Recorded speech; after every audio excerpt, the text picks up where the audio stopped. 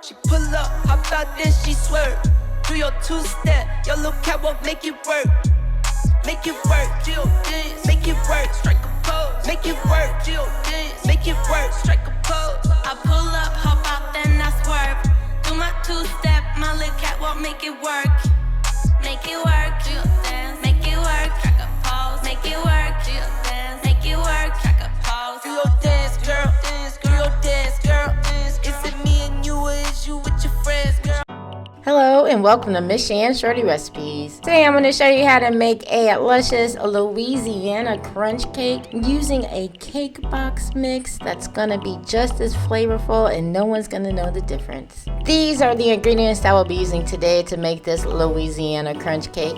All the flavors are going to come together well, especially using that cake box mix, and you'll never know that it's semi-homemade. Hopefully you guys are ready for today's recipe. If so, please go ahead and leave me a thumbs up. Also, drop me a comment down below. Share this video out. Appreciate that. And if you haven't subscribed, please go ahead and hit that subscribe button and that bell so you can be notified every time I drop a new video. So let's go ahead and get started.